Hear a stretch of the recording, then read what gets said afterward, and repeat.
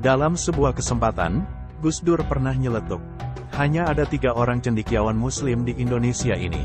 Pertama Pak Nurholis Majid, kedua Pak Quraisy Shihab dan yang ketiga Pak Syakur. Namun, kalian tak mungkin tahu siapa Pak Syakur itu. Karena hidup beliau di kampung terpencil nun jauh di sana. Dari ketiga nama yang disebutkan Gus Dur itu, hanya Pak Abdul Syakur Yasin yang tidak begitu dikenal oleh khalayak masyarakat umum. Walaupun namanya belakangan menjadi viral di media sosial khususnya di YouTube dengan munculnya channel ofisial pengajian umumnya dengan nama akun Kiai Haji Buya Syakur Yasin Ma. Buya Syakur, begitu sapaan akrab jamaah kepadanya. Sesuai dengan cerita Gus Dur di atas, adalah seorang kiai yang mempunyai pemikiran keislaman yang sangat rasional. Akan tetapi, berbeda dari 2 nama sebelumnya, Buya Syakur lebih memilih berkiprah membangun jalan dakwah di kampung halamannya, Indramayu, Jawa Barat. Di sana, Buya Syakur membangun sebuah pesantren yang ia beri nama Pondok Pesantren Candang Pinggan. Segenap gelar mentereng yang menempel pada dirinya, Buya Syakur yang notabene lulusan Timur Tengah itu, tak membuatnya tergoda untuk berkiprah di dunia pemikiran dan akademik nasional seperti 2 nama sebelumnya yang turut diceritakan oleh Gus Dur. Walaupun pada hakikat kedua nama sebelumnya, juga termasuk Gus Dur sendiri, merupakan sahabat baik Buya Syakur. Menurut penuturannya yang telah dirangkum dari beberapa video pengajiannya, Buya Syakur menghabiskan waktu belajarnya di luar negeri, termasuk di Timur Tengah dan Eropa selama 20 tahun, yaitu dari tahun 1971 sampai tahun 1991. Selama 20 tahun itulah Buya Syakur menggeluti sastra, dengan mengambil jurusan sastra Arab di tingkat S1 di Baghdad, linguistik di tingkat magister, dan dialog teater di tingkat doktoral di Tunisia. Hanya saja, beliau tidak sempat menyelesaikan program doktoralnya secara resmi meskipun dinyatakan lulus secara lisan karena dosen promotornya keburu menjadi menteri, sehingga sangat sulit untuk berkonsultasi perihal urusan akademiknya.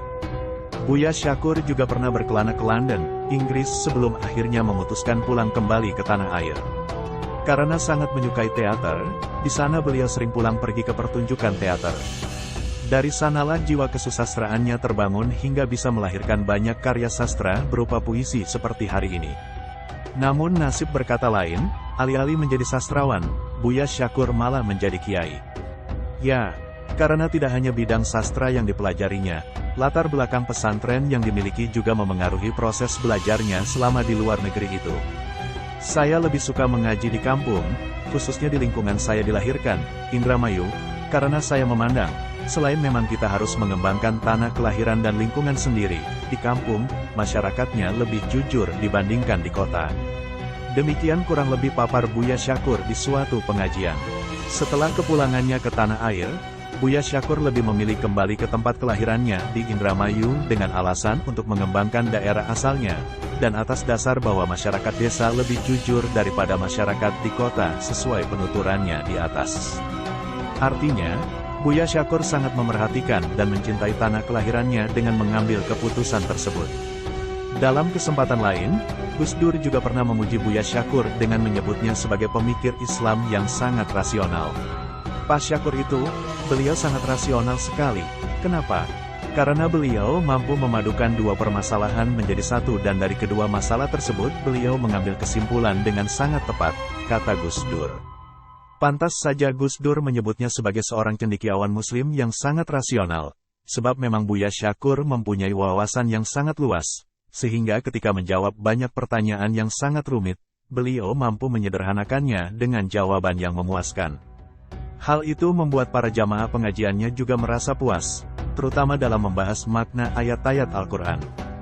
Gaya penyampaian dan penjelasan yang runut, mengajak para jamaahnya untuk berpikir logis, yang pada akhirnya akan digiring menemukan pencerahan sendiri.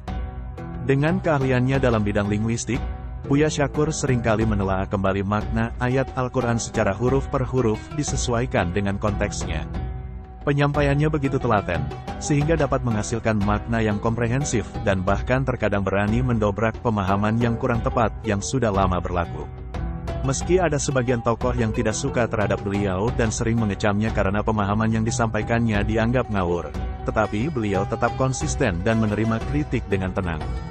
Sebab, Bagi beliau perbedaan pendapat adalah hal biasa yang tidak perlu ditanggapi dengan berlebihan. Justru, dengan hal itu semuanya akan tergerak untuk kembali belajar dan terus belajar.